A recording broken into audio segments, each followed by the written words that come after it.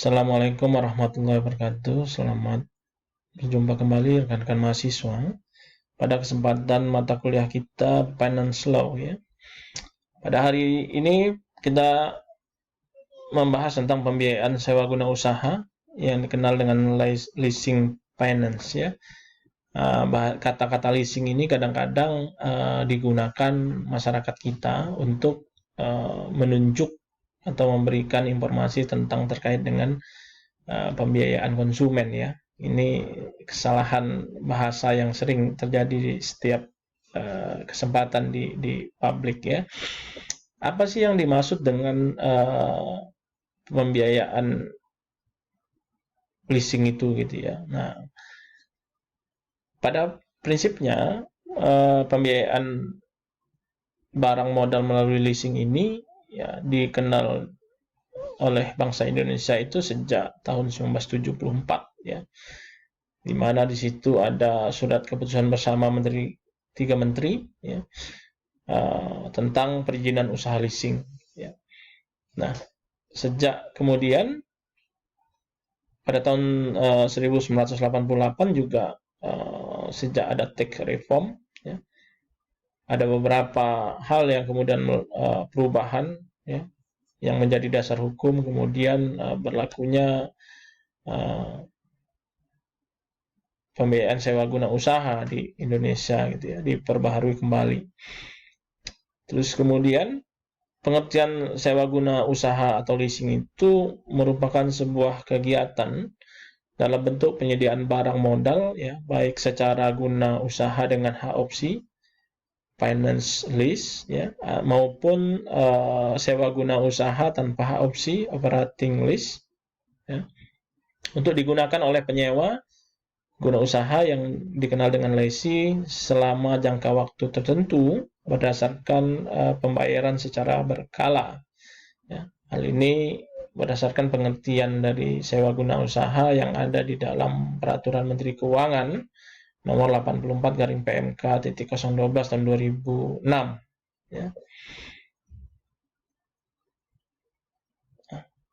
Unsur yang terdapat dalam leasing itu yang pertama adalah lessor. Siapa lessor itu? Lessor ini adalah pihak yang menyediakan barang-barang modal untuk leasing ya, merupakan perusahaan pembiayaan yang mendapatkan izin Departemen Keuangan untuk melakukan pembiayaan usaha ini ya. Nah, sementara leasing sendiri adalah pihak yang mendapatkan pembiayaan dari lessor atau pihak yang membutuhkan atau memakai barang-barang modal gitu ya. Nah, terus kemudian objek leasing yaitu barang-barang yang menjadi objek perjanjian leasing ya, yang meliputi segala macam barang modal. Itu unsur yang terdapat dalam leasing. Terus kemudian ada lagi, nah, pembayaran uang sewa itu secara berkala ya, dalam jangka waktu tertentu yang bisa dilakukan setiap bulan, setiap kuartal atau setiap setengah tahun sekali. Terus kemudian juga ada nilai sisa di situ atau yang dikenal dengan residual value yang ditentukan sebelum kontrak dimulai. Terus yang berikutnya adanya hak opsi bagi lessee yang pada akhir masa leasing atau kemudian adanya hak opsi bagi lessee pada akhir masa leasingnya. Ini pengulangan ya. Nah, keunggulan leasing sendiri yang pertama adalah proses pengadaan peralatan modal itu lebih relatif cepat ya. Jadi dia tidak memerlukan jaminan kebendaan ya, atau jaminan sertifikat dan lain sebagainya ya. Jadi prosedurnya sederhana dan tidak ada keharusan melakukan studi kelayakan misalkan yang memakan waktu yang cukup lama gitu ya. Nah, yang kedua adalah pengadaan kebutuhan modal atau alat-alat berat ya dan mahal dengan teknologi tinggi sangat meringankan terhadap kebutuhan cash flow, kondisi keuangan perusahaan ya, mengingat sistem pembayarannya angsuran atau berjangka panjang. Yang ketiga, posisi cash flow perusahaan akan lebih baik dan biaya-biaya modal menjadi lebih murah dan menarik ya, karena adanya bantuan dari perusahaan sewa guna usaha ini gitu ya. Dan yang keempat adalah perencanaan keuangan perusahaan itu lebih mudah dan sederhana. Itu keunggulannya. Nah, kita bicara tentang objek perjanjian leasing, itu apa saja sih gitu ya? Itu meliputi barang ya yang dikenal di dalam pasal 499 KUH Perdata ya. Jadi menyebutkan bahwa kebendaan adalah tiap-tiap barang dan tiap-tiap hak yang dapat dikuasai oleh hak agendum, hak milik ya, yang dikenal dengan agendum. Terus berikutnya adalah hal ini menunjuk barang ya, benda bertubuh, berwujud, sedangkan hak menunjukkan benda yang tidak bertubuh atau tidak berwujud. Ini klasifikasi leasing ya. Yang pertama adalah operating lease ya. Operating lease ini ciri-cirinya menurut Beckman dan Johnson. Yang pertama, risiko ekonomis yang berkenaan dengan investasi benda-benda itu merupakan objek lease sepenuhnya ditanggung oleh lessor, ya, perusahaan pembiayaan. Yang berikutnya adalah operational lease kontrak, disebut juga non-payout lease ya. Oleh karena itu dapat dihentikan sewaktu-waktu. Ya, jadi apabila kontraknya ini mengandung syarat bahwa untuk suatu waktu tertentu harus disebutkan jangka waktu permulaannya, ya, sehingga tidak dapat dihentikan sedemikian rupa. Jadi harus diperjelas di awal ya. Terus kemudian pada akhir jangka waktu di mana kontrak tersebut tidak dapat dihentikan, harus ada juga nilai sisa yang real dari objek lease ya yang bersangkutan. Nah, untuk dapat menjaga nilainya bagaimana? Ya, jadi lessor sendiri yang mengurus pemeliharaannya ya, dan asuransi benda itu, gitu ya. Kemudian operational lease kontrak hanya memungkinkan diadakan untuk benda-benda yang mudah laku saja, gitu ya. Sebab perkembangan nilai benda-benda semacam itu dapat diramalkan dan tersedia di pasar-pasar barang bekas yang lebih luas. Jadi banyak stok ya barang ininya, modalnya. Terus kemudian untuk benda-benda bergerak hanya pabrikan atau leparansir saja yang dapat menawarkan kontrak operational lease, sebab hanya mereka yang mempunyai keahlian dan peralatan yang dibutuhkan untuk merawat benda-benda tersebut. Ya.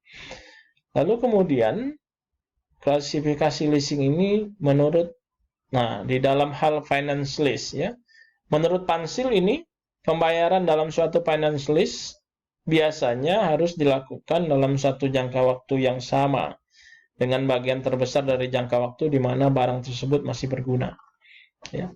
Terus kemudian selama jangka waktu tersebut di atas, kontrak tersebut tak dapat dihentikan oleh kedua belah pihak, ya, sehingga dapat dikatakan bahwa lessee berkewajiban untuk melanjutkan leasing atas benda tersebut. Itu dalam finance lease. Ya. Ini leasing dapat dibedakan. Yang pertama adalah leasing dengan hak opsi. Ya, jumlah pembayaran sewa guna usaha selama masa sewa guna usaha pertama tidak dapat menutupi harga perolehan barang modal yang disewa gunakan, ditambah keuntungan yang diperhitungkan oleh lessor. Ya, maka disebut hak opsi ya. Terus kemudian perjanjian sewa guna usaha tidak memuat ketentuan mengenai opsi bagi lease. Berbeda dengan leasing tanpa hak opsi, ya. Jumlah pembayaran sewa guna usaha selama masa sewa guna usaha pertama ditambah dengan nilai sisa barang modal harus dapat menutupi harga perolehan barang modal dan keuntungan lessor. Masa sewa guna usaha itu ditetapkan sekurang-kurangnya 2 tahun untuk barang modal golongan 1, 3 tahun untuk barang modal golongan 2 dan 3, dan 7 tahun untuk golongan bangunan. Nah, perjanjian sewa guna usaha memuat ketentuan mengenai opsi bagi lessee. Ciri-ciri leasing di Indonesia ini, yang pertama adalah kegiatan usaha sewa guna usahanya dilakukan dalam bentuk pengadaan barang modal ya bagi penyewa guna usaha, baik dengan maupun tanpa hak opsi untuk membeli barang-barang tersebut. Yang kedua itu dalam kegiatan sewa guna usaha, pengadaan barang modal itu dapat juga dilakukan dengan cara membeli barang ya, dari penyewa guna usaha yang kemudian disewa guna usahakan kembali. Yang ketiga, sepanjang perjanjian sewa guna usaha masih berlaku ya, hak milik atas barang modal objek transaksi sewa guna usaha itu berada pada perusahaan pembiayaan. Nah, ini jenis-jenis leasing. Yang pertama adalah sell and leaseback. Ya, ini sewa guna usaha di mana barang modalnya berasal dari lesi, kemudian dibeli dan oleh lessor, ya, dan selanjutnya disewa kembali oleh lesi. Yang kedua adalah direct lease, ya. Leasing di mana barangnya tidak dibeli terlebih dahulu oleh lessor dari lesi, seperti sell and leaseback, tetapi lessor membeli suatu barang dari pihak ketiga, gitu ya, yakni pihak supplier, untuk kemudian barang tersebut dileasingkan kepada pihak lesi. Yang ketiga adalah leverage lease, ya, merupakan satu jenis finance leasing. Dalam hal ini pihak yang memberikan pembiayaan di samping lessor juga ada pihak ketiga, ya, yang disebut credit provider atau debt participant. Terus kemudian ada juga cross border. Ini di mana pihak lessor dan lesinya berada dalam dua negara yang berbeda, gitu ya. Terus kemudian ada syndicate lease. Sewa guna usaha ini dilakukan oleh lebih dari satu lessor, ya. Kerjasama ini dilakukan antar lessor ini didasarkan pada pertimbangan risiko, ya, atau objek leasing yang membutuhkan dananya dalam jumlah yang besar. Terus kemudian vendor program itu juga suatu metode penjualan yang dilakukan oleh dealer kepada konsumen dengan mendapatkan fasilitas leasing.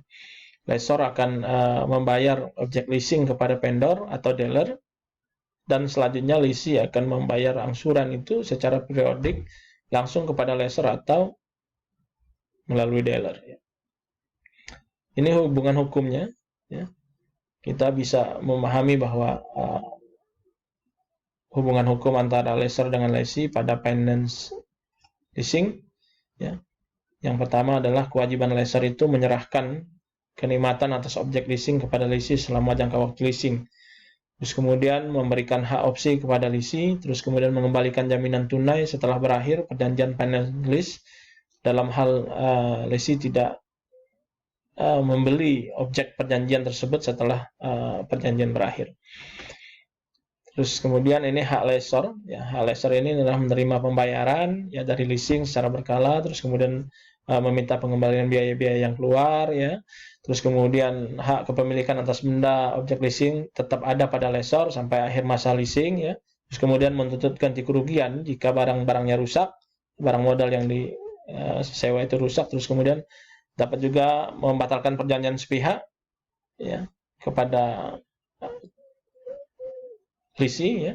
Terus kemudian memindah tangankan juga bisa, menjamin atau menjaminkan kepada pihak lain. Terus kemudian dalam hal lesi wan prestasi juga lessor mempunyai hak penuh tanpa keharusan menyampaikan pemberitahuan atau persetujuan, ya, dari lesi.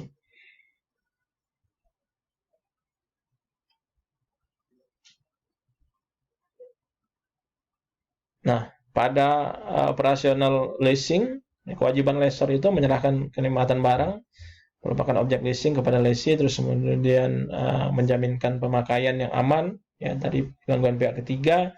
Terus kemudian kewajiban lessor itu menanggung risiko nilai sisa dari barang-barang yang merupakan objek leasing, terus melakukan pemeliharaan dan kalau perlu melakukan perbaikan, ya, atas barang-barang objek leasing karena dia yang menggunakan.